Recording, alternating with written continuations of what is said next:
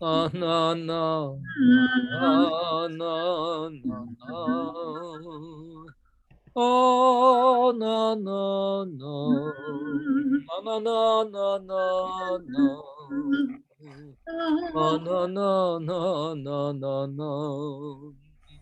Oh, no, no, no, no, no, no, no, no. Oh, no, no, no, no. Oh, no, no. Oh, no, no, no, no, no, no, no, no, no. Oh, no, no, no, no, no, no, no.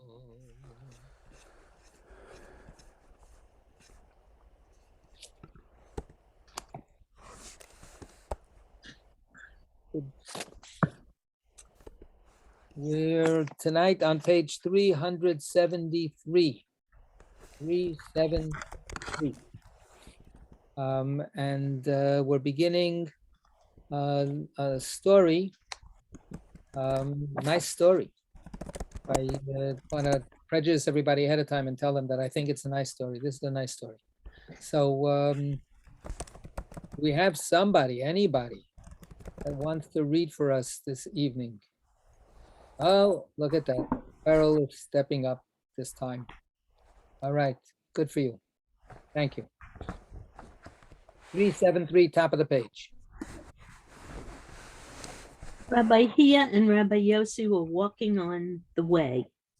Rabbi Yossi said to Rabbi Hia, "Whenever we are on the road, the Blessed Holy One performs miracles for us. Since we now have a long road ahead of us, let us engage in Torah so the Blessed Holy One will couple with us." So nice opening here. They're on the way to someplace undefined, right? We don't know where they're going. They have a sense that they have a long road ahead of them. Rabbi Yossi says so. So he says to Rabbi Yossi, what the heck?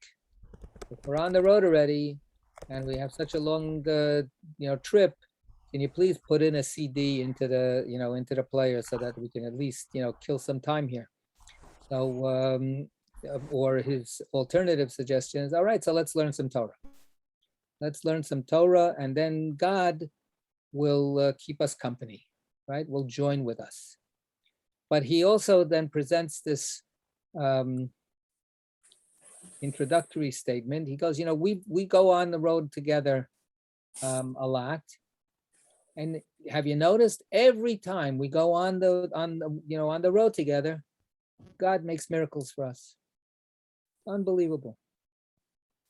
So he says, okay, so let's engage in Torah, and then maybe God will join us.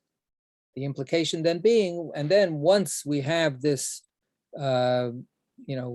unity with God, then God will be available to do some kind of miracle for us, right? To make something happen.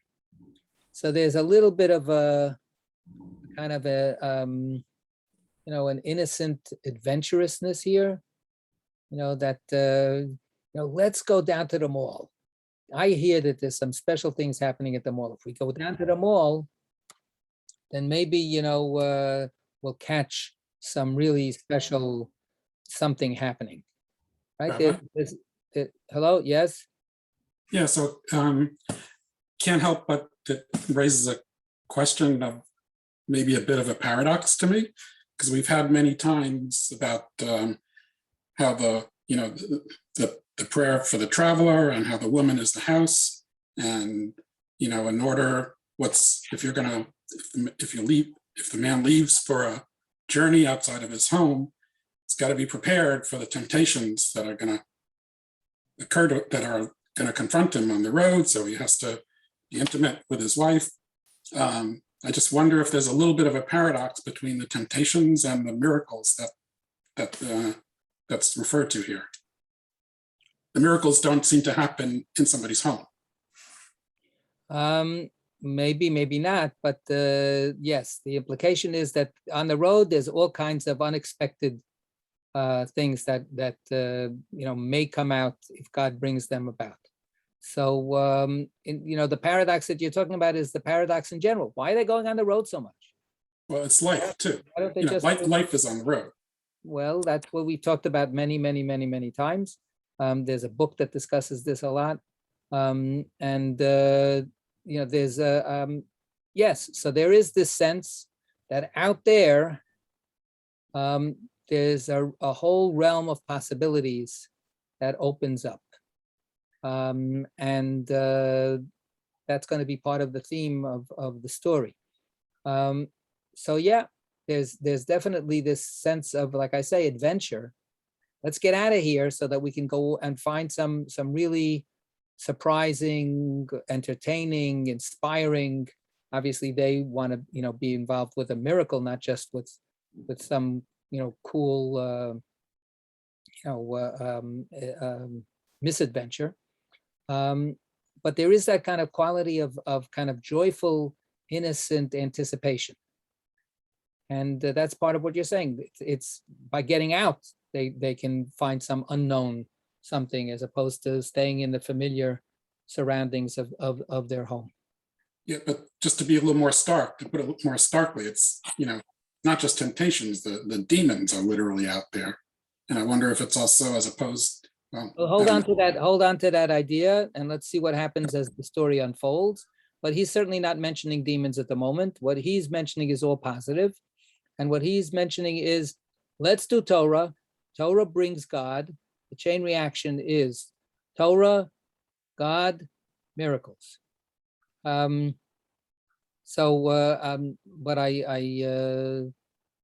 all right, I'm going to leave it at that for now, and maybe we'll see what else we'll bring in as the story continues.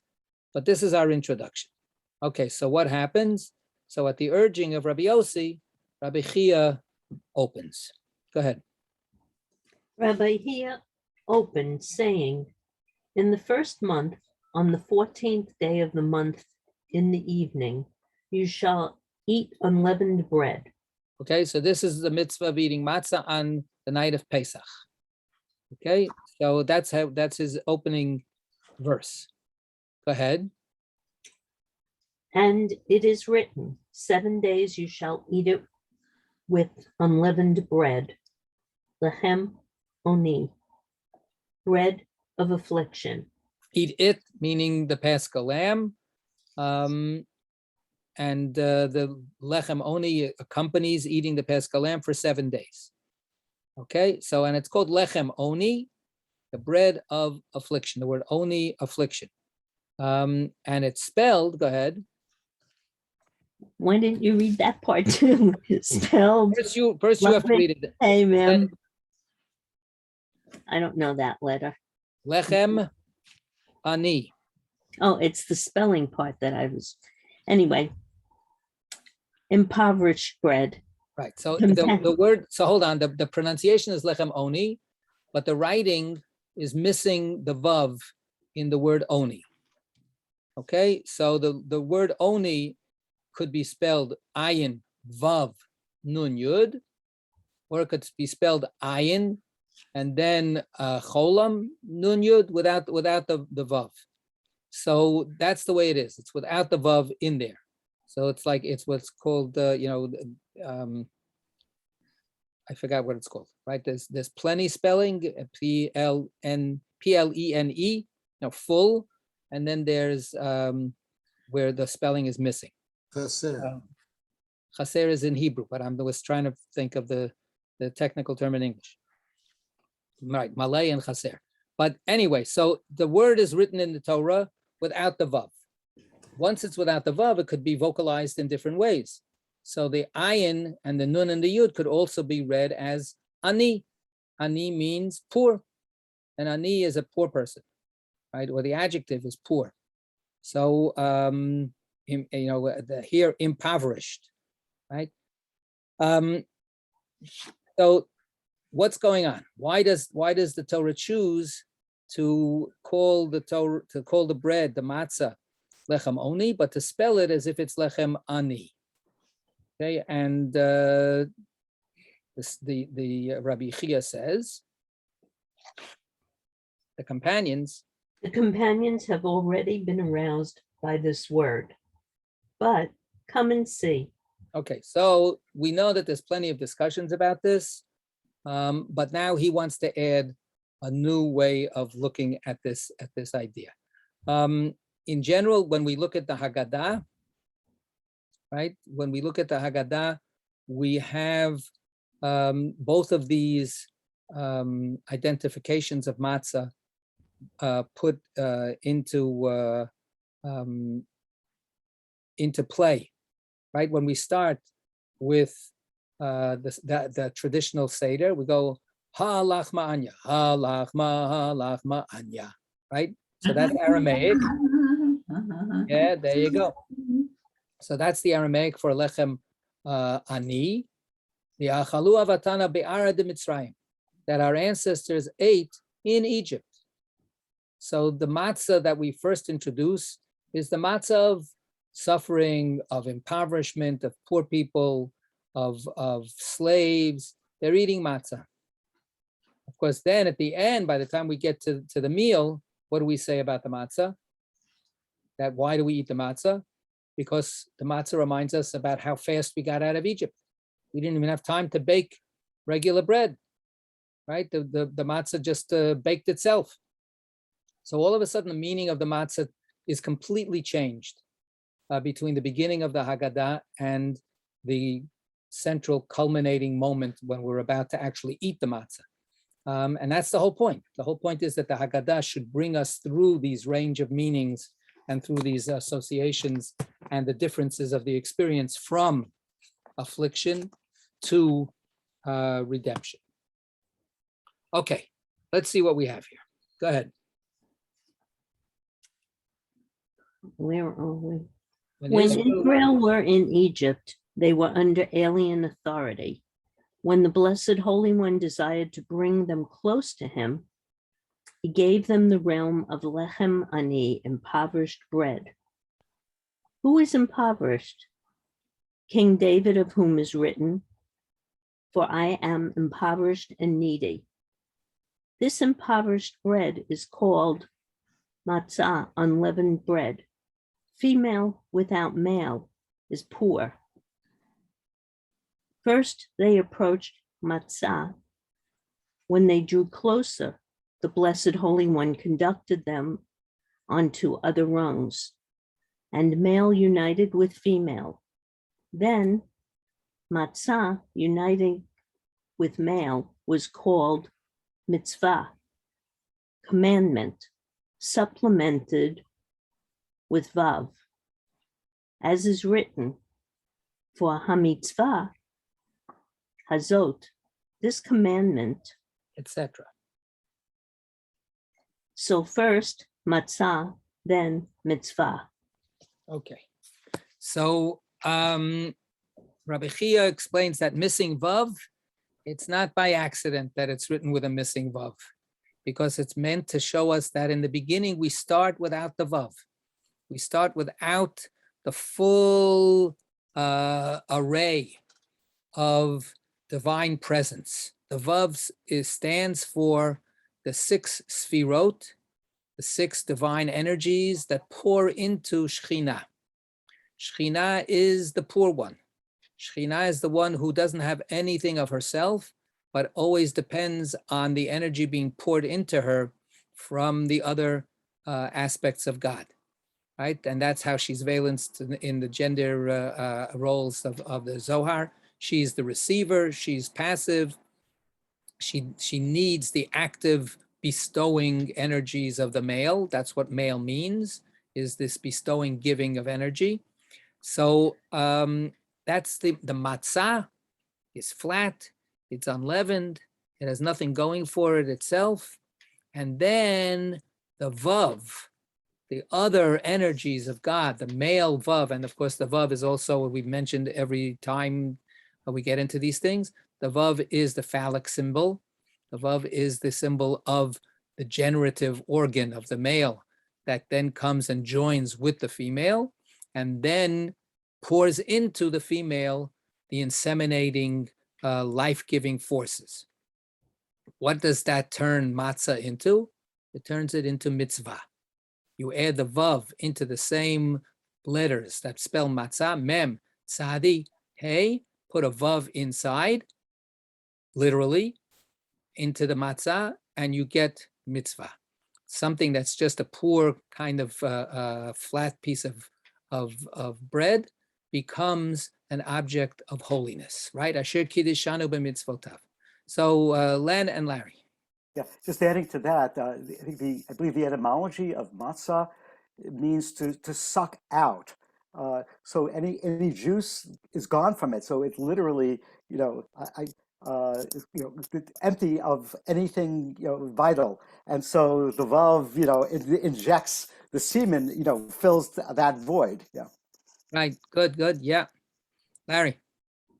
Question. Other than the question of pronunciation, lechem oni versus lechem ani, is there any real difference between bread of poverty versus poor bread? Is there really any difference? Is there any difference? Well, there are, you can go with it different ways. Whether the differences make a difference is not so clear. But bread that is poor is literally unleavened bread, right? It's poor. It doesn't have like Len said, it doesn't have the juices. It doesn't have the rising dough. It doesn't have any other ingredients, right? What do we say about egg matzah or any matzah that has ingredients beyond bread and water?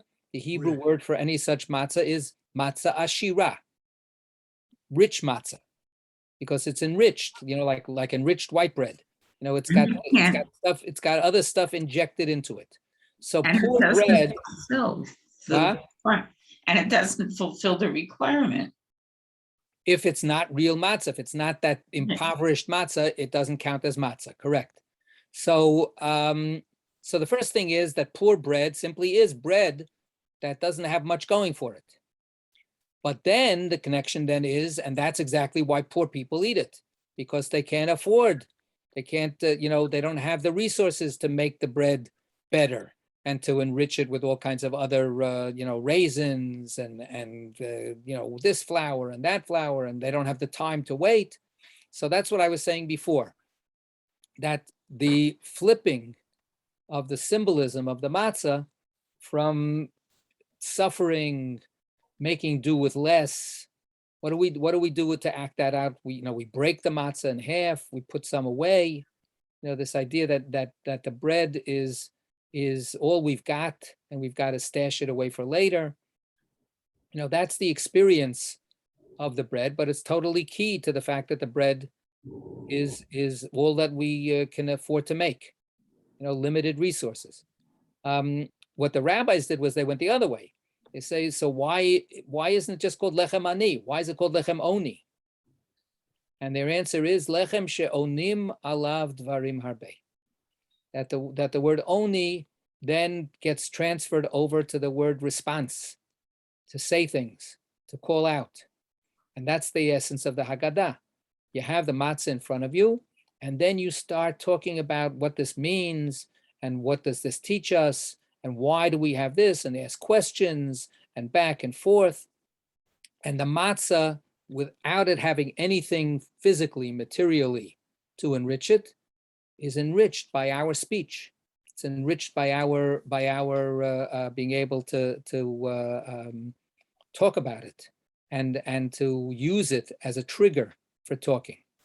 So that's the Sipur Yetziat Mitzrayim. That's the mitzvah that the rabbis put matzah at the table to be surrounded by, right? The ingredient of our speech rather than the ingredient of apple juice or yeast and stuff like that. Yeah, So, and it's also the reason why we have to sing songs at the Seder, because that same shoresh also means to sing, like Anim Zmi wrote. We sing songs. So Anim is not that root. Anim is not that root. Anim comes from the word na'im. Na'im means pleasant. Anim Zmi wrote means I will pleasantly offer songs. I stand corrected. So that's not where it is. But you are right that ana can mean call and response, which therefore means to also, call out, chant, and sing as well. So yeah, we have,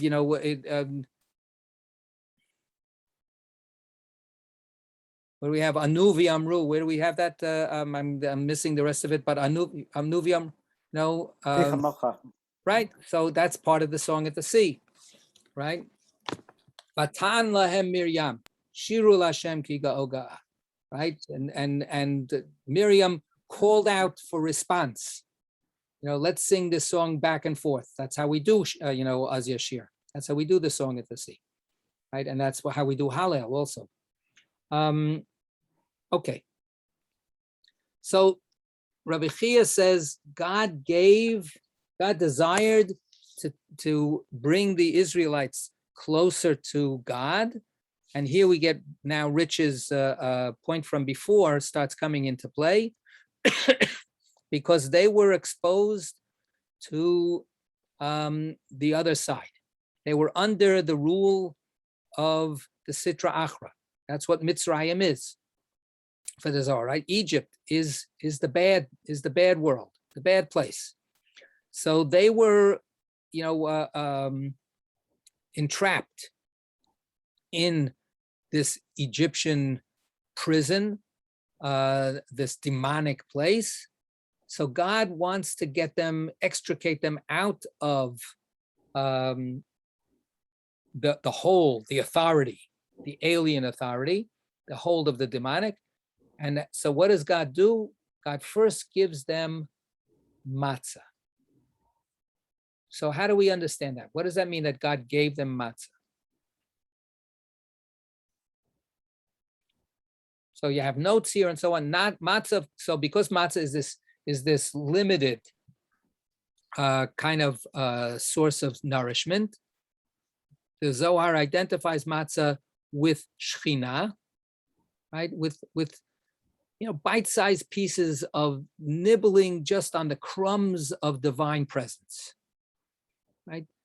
God gave them a little bit. So where does God give them that? The simplest answer is that's why God says in Egypt to eat matzah at the first Seder, which happens not when we leave Egypt, but when we're in Egypt, right? The first Seder, the first Pesach is celebrated while we're actually still in officially under Pharaoh's rule. So this is God saying, even though Pharaoh is your temporal, political, physical ruler, I'm going to give you this taste of a different realm, right? So I'm going to draw you a little bit closer to me. So we start just with, we used to have a program and, taste of Shabbat, right? So this is taste of God, right? Just a tiny little bit of taste of God. We say in the Psalms, Ta'amu uru'u ki tov Hashem. Take a taste and you'll see that God is good. Right? So, so that's the way the Zohar sees this, as literally piecemeal, if you'll pardon the pun, right? The beginning of getting, and the beginning taste, of course, is not all that much to write home about for many people, right? It's pretty bland, it's unadorned, but if that's all you got, believe me, it'll at least keep you alive. So that's the matzah. So that's the opening, that's the introduction, that's the first way of just being able to be sustained by some kind of spiritual apprehension, that the world is not just this dark dungeon of evil, that there is some other possibility of goodness, however thin, however insubstantial, however fragile it is. So God gave us the mitzvah of matzah to understand just a little bit as a beginning that God is with us. But then once we have that matzah as something to engage in, the matzah becomes a container. It becomes a vessel that the vav can come into, right? Once we have that first cup held in our hands, then anything can be poured into that cup. So much more can be poured into us. That's the vav. That's the sense of mitzvah.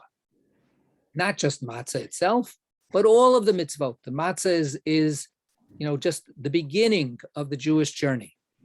And what the Rabbi Chia quotes at the end, ha-mitzvah hazot, that's at the end of Devarim. And that's one of the beautiful, beautiful, wonderful statements at the end of Devarim, where Moshe really says some extraordinary stuff.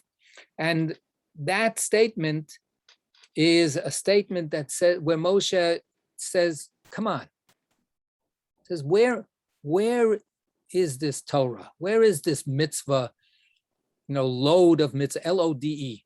Where is this load of holiness and goodness and life, right? That you're supposed to choose the life, choose the blessing, don't choose the curse, don't choose death. Where is this? He says, it's not up in the sky. It's not across the ocean, right? It's not something that you have to somehow, cross deserts and seas in order to get to it. He says, Ki ha-mitzvah hazot, this is the continuation of that statement. I'm going to read it to you. Ki ha-mitzvah hazot asher anochi mitzavcha hayom.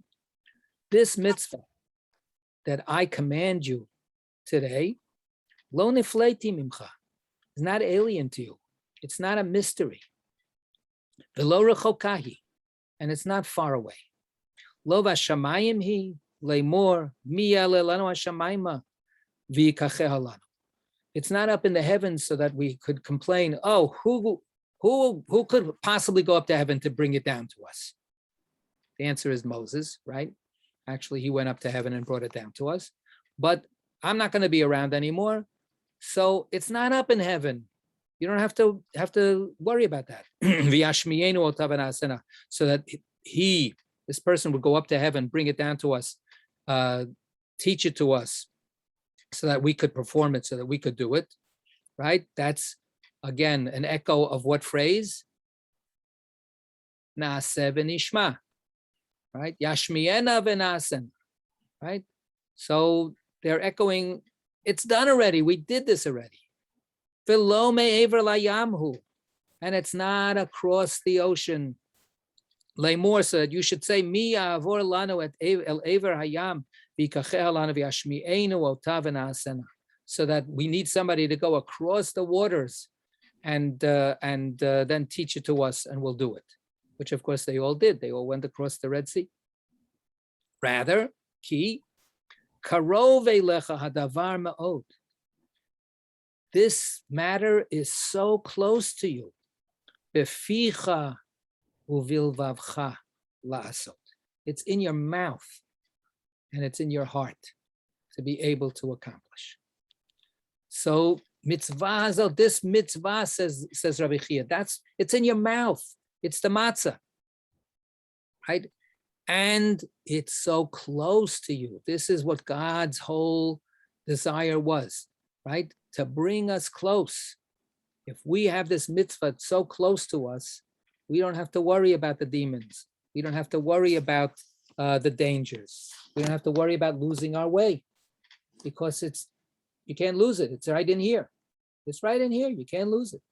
You can't drop it. And it rolls away and gets lost.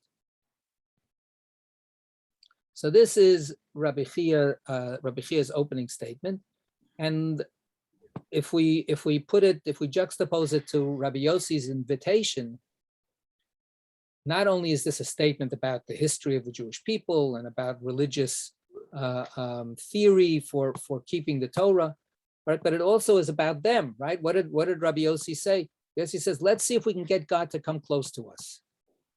Let's engage in some Torah, because if we can engage in some Torah, God will come close to us, And then who knows what's going to happen on our journey, right? Who knows what miracles might ensue, right? And then here we have a precedent from the national experience of the Jewish people, the miracle of miracles, right? The getting out of Egypt. That's the one miracle that we remember all the time, morning and night, in everything they do. Everything is Zecher L'Yetziat Mitzrayim, and everything comes back to this idea of getting close to God, and God making it possible.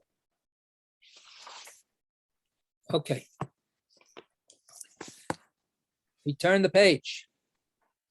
As they were walking, they heard a voice. So I want to just stop and say what I always say. I love that, right? That this whole way of presenting their experience and their reality, the narrator can't help it, but constantly come back to this.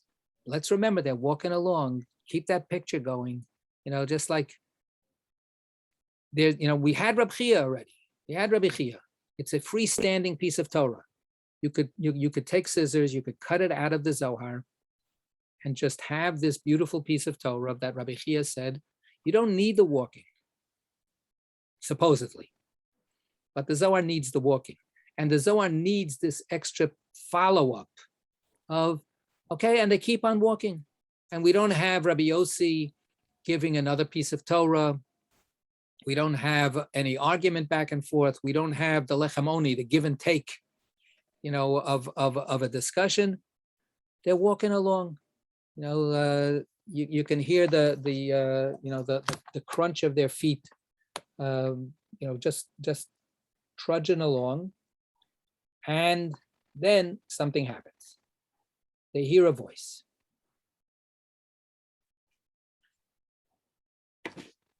Back to you. Armed band of cutthroats, waylaying crookedly. Veer above. Do not descend to an unroofed fortress below. So, Rich, what's happened here? Exactly what you were saying before, right? Here's the dangers. Here's the problems. This is out there. This is out on the road, and the road is no place for a Jewish boy or girl, right? And that's what's happening. So, but thanks to Rabbi Chia's word of Torah, a miracle happens. A miracle, some voice comes out of nowhere and tells them, don't keep going on that road down that hill. You will, get attacked. There's people there laying in ambush, waiting, highwaymen that are waiting, to get you. So go up the other road. Avoid this. This is like a spiritual Waze, GPS, right? Watch out. There's an alternative route because this one is blocked because there's a police action below. So go the other way. Right, so they're being helped with what what route to take. The note below says look at that, says that veer above also has that kind of hint. Think up, think higher thoughts. Right, in order to be able to avoid any danger, take your turn and go up rather than down. Okay, and that way you'll avoid the danger. Okay, Rabbi Yossi said, conclude from this that the Blessed Holy One wants to guard our way. QED, look at that, it worked, right? It's exactly what I said before. We got God to be with us, and God wants to protect us. Just as God wanted to protect the Jewish people in Egypt, God wants to protect just us lowly two people, Yossi and Chia, walking on the road, two friends, and God is looking out for us too because we summoned God to be with us. We wanted to be close to God. God wants to be close to us. God wants to protect us. So look at that. Okay. Good. They climbed up into the mountains between towering cliffs. They said, "Since the Blessed Holy One favors this way, we will witness something or a miracle is about to happen." Okay, so they literally go up, right? They literally, take the high road rather than the low road, and they start climbing up into the mountain rather than taking the comfortable road down below. And they're now in much more wild kind of territory, which also doesn't sound very reassuring, right? The towering cliffs, what if you slip? What if, who knows what? Mountains are, one of the great geological features of many of these walking stories, and they're scary. So they said, well, God told us to go up, so we're going up. So who knows what's in store for us? And then what Rabbi Yossi, they said, what both of them say, we will witness something or a miracle is about to happen. So that translation, I think, doesn't quite get the whole thing here. The second part of it is, so if we're going to be up here and God is with us and God is shepherding us on our way, we can expect that maybe some miracle, as Rabbi Yossi said at the beginning, maybe some kind of divine intervention is going to surprise us and be a gift to us. The first part of it is maybe we will witness something. So that follows along with the miracle, but maybe not. Maybe it just means maybe we'll see something that is not a miracle, but it is something to be remarked, something that we usually wouldn't see, something that we wouldn't, maybe pay attention to, something that we would take for granted, but now we're going to see it and take note of it and learn from it. So that would be another way to read that. And another way to read it is that just as we have I'm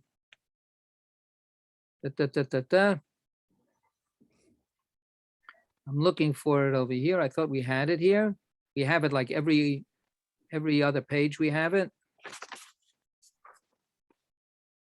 I guess we doesn't matter. The word that he translates witness simply is the word chaze, which means to see. So we have many times when a verse is quoted or when an argument is offered by the Zohar, it says tachazi, come and see, and then let me lay out this teaching. So to see something doesn't necessarily mean to see something, but to understand, to learn. So another way to translate this would be, since the Blessed Holy One favors us this way, so maybe either we're going to learn something together, maybe this path gives us the opportunity to learn more Torah, to learn to grasp, to see, to be enlightened, to see more, or maybe something will happen to us and a miracle will ensue. Okay, so he's all expected, or they now are all waiting for something. They're all expectation. Okay.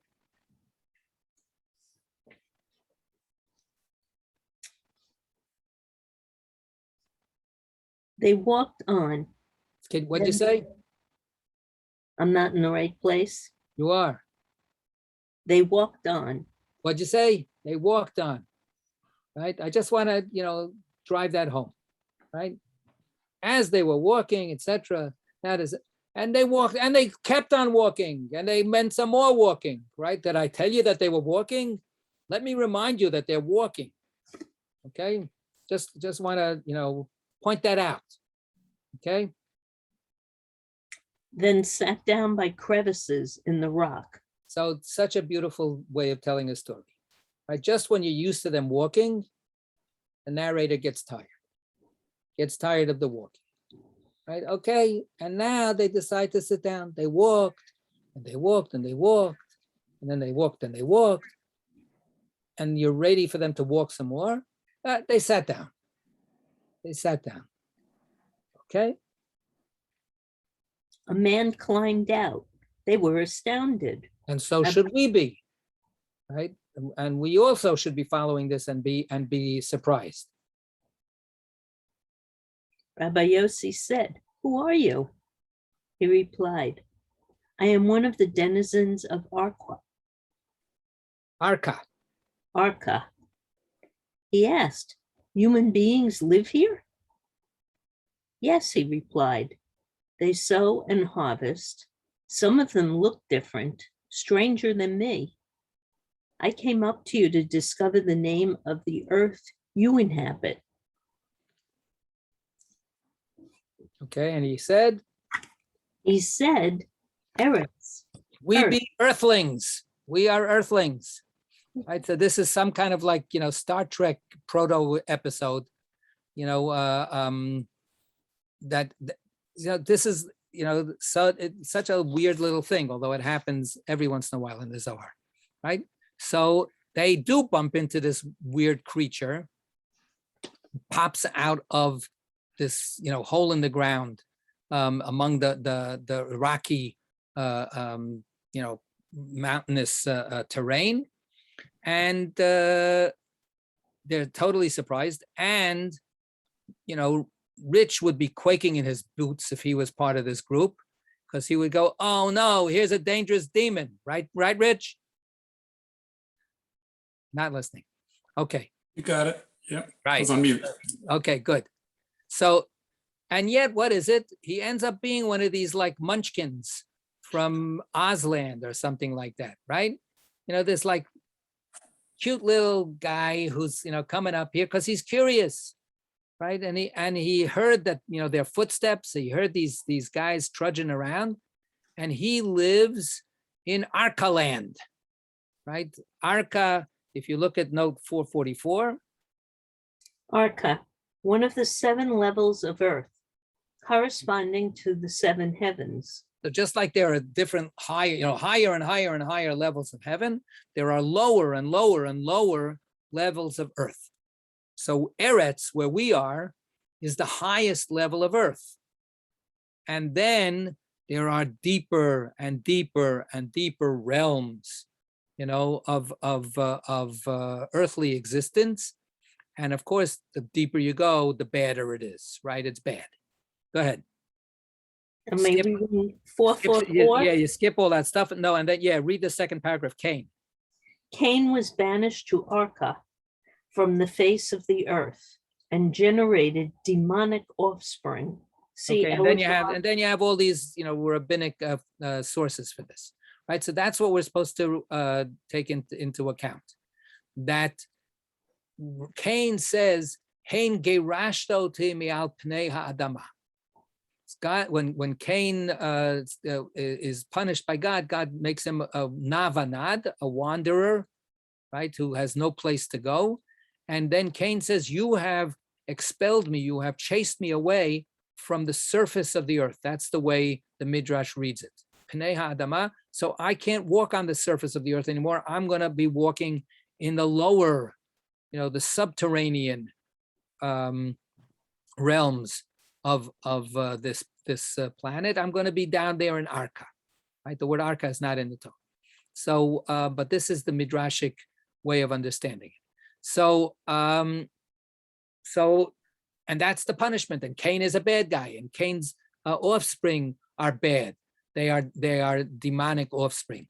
So they're the bad guys that live under, the earth, where there's no sun shining, and where there's no open air and all the goodness that we enjoy so much. So this guy is, on the one hand, endowed with an identity which is awful, right? But he's a cutie pie. He's just this curious guy, and he's very self-aware, right? He knows that that he doesn't quite fit, right? What is, what? So one of them, Rabbi Yossi, I think, is the one who gets startled and goes, "Who the heck are you?" And he goes, "Well, I just happen, I live here. I live in this neighborhood. I just downstairs, on the lower floor." And then he asks his question. He goes, "You're surprised? I came up here, right, to find out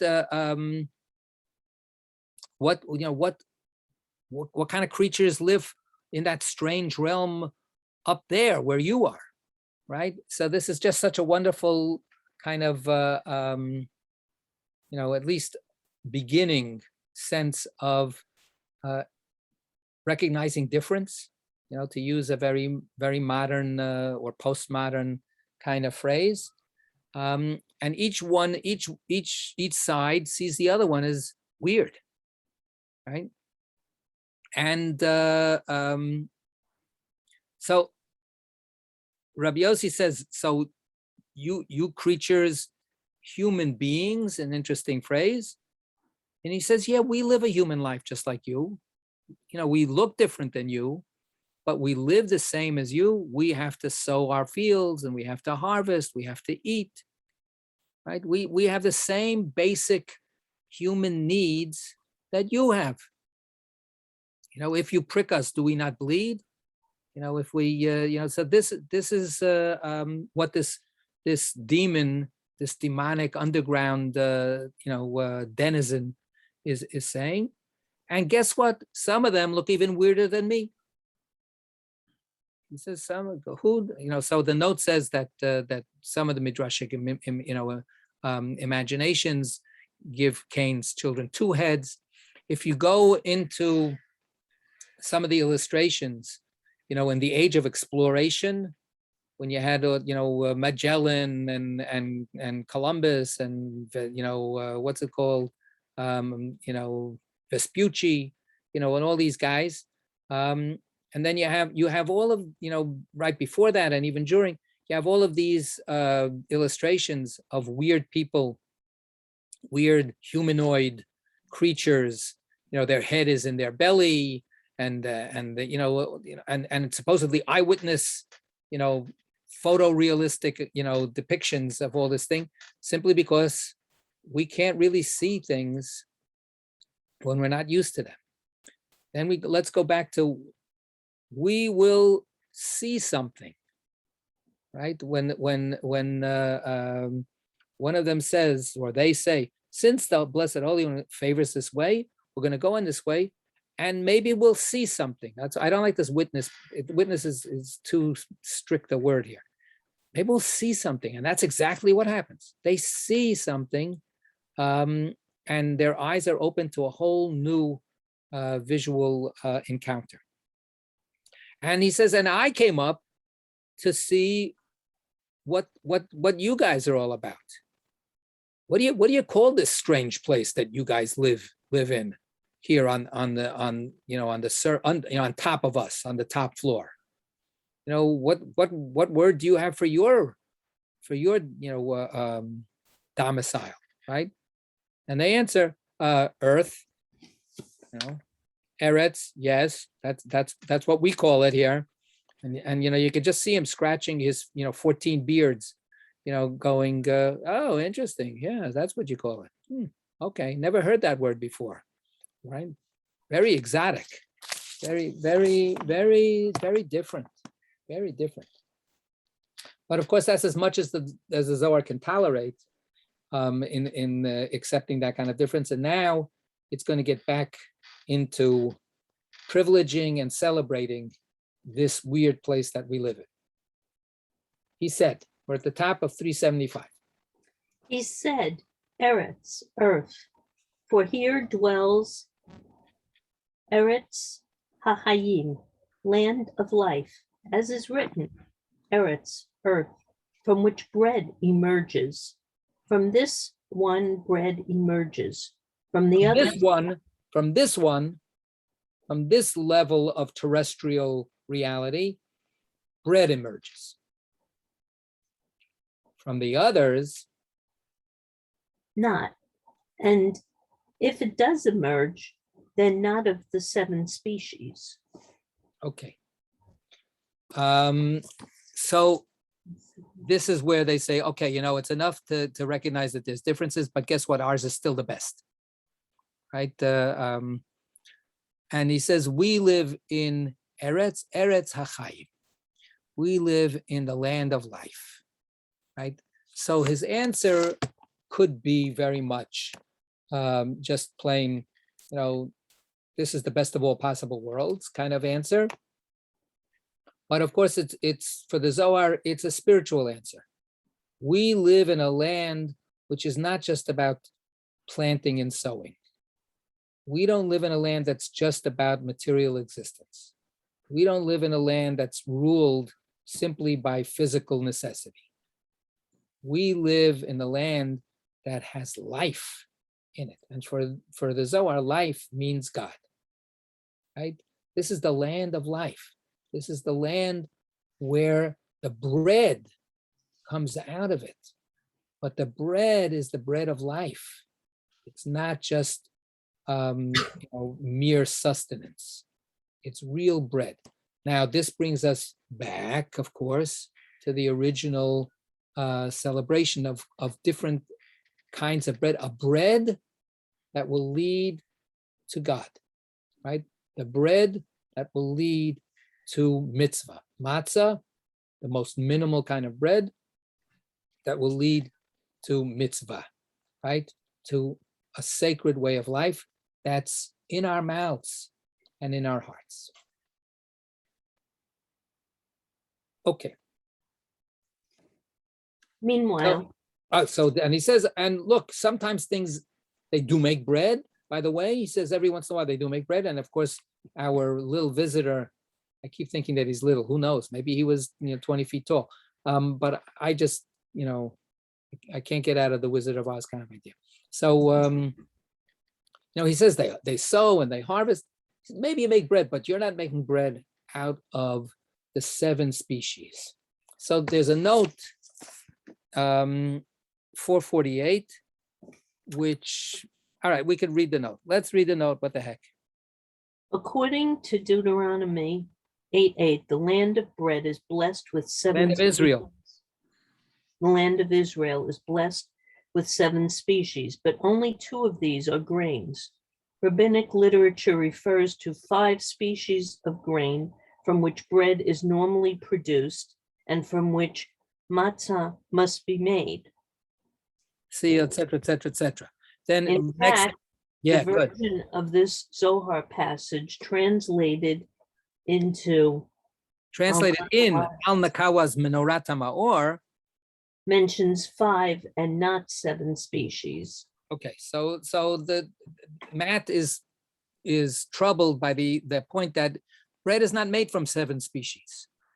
Bread is made from grain, and there are 2 grains mentioned as being specific to the land of Israel, wheat and barley. And then the other 5 species that are special to the land of Israel are the grapes and the dates and the olives, and so on. So those are the 7 species that the land of Israel is lauded for, right? But that's not bread. So therefore, he says, well, maybe it should be read as 5 species because there are 5 different types of grain, right, that are kosher for making matzah.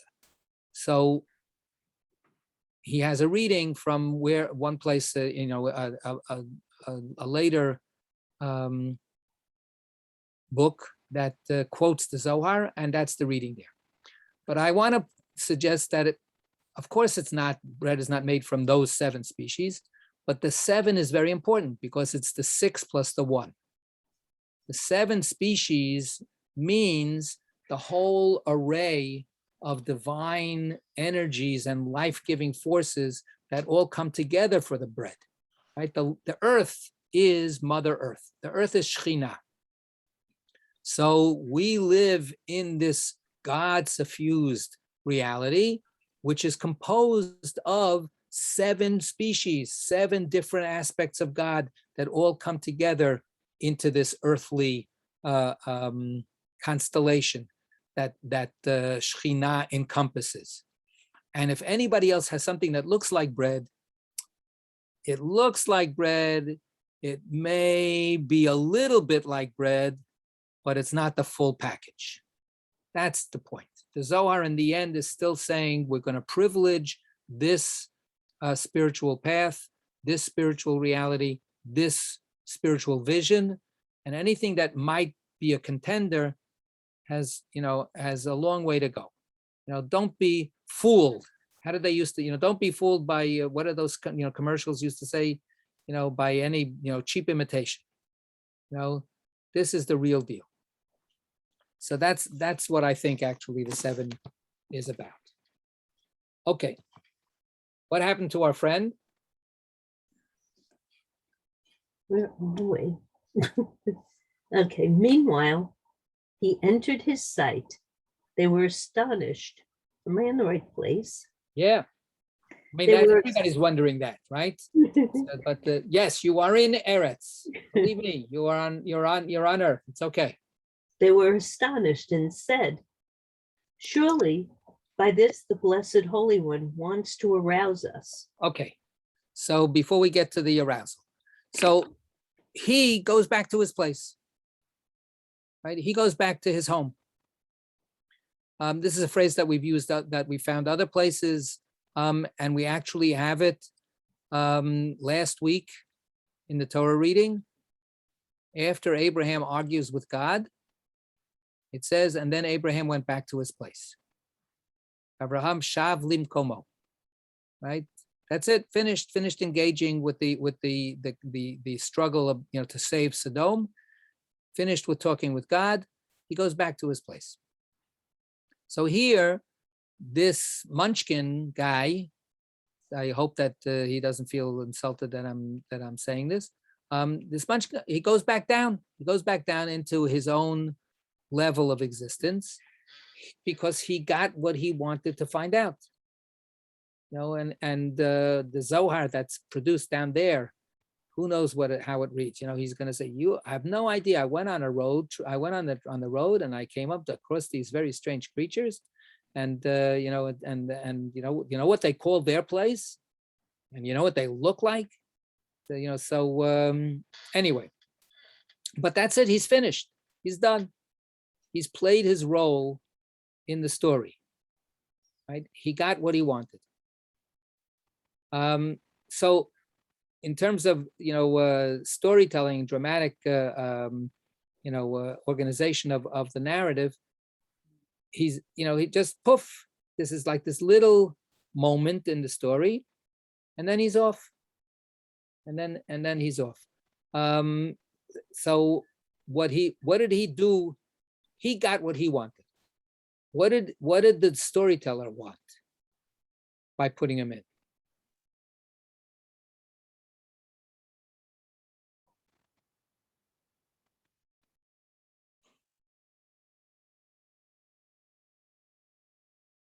So, yeah, all right, Jen.